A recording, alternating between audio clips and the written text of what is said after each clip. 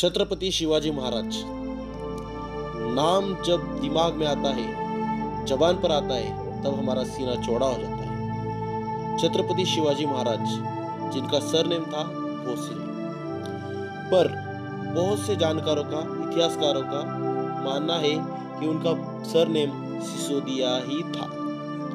फिर था तो भोसले कैसे हुआ? आइए आज हम इसी जानकारी को साझा कर रहे हैं आपसे।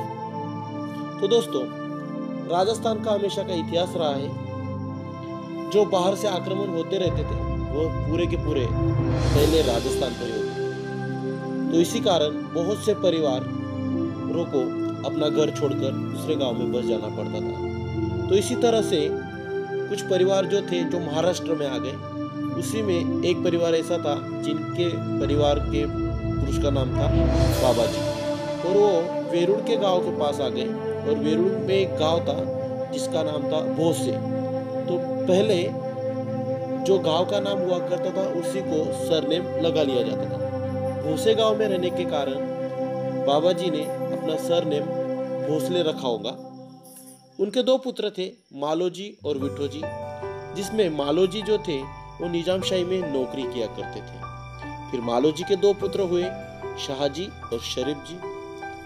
शाहजी के भी दो पुत्र थे, उनका नाम था संभाजी, और दूसरा पुत्र जो था उनका नाम था शिवाजी।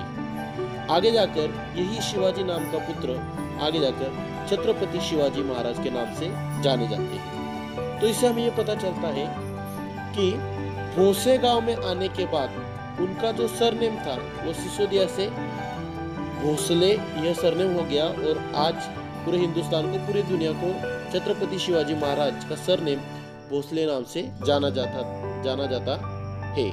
तो ये जानकारी मैंने इकट्ठा की, आपको बताई। अगर आपको अच्छी लगी होगी तो लाइक और शेयर कीजिए। धन्यवाद।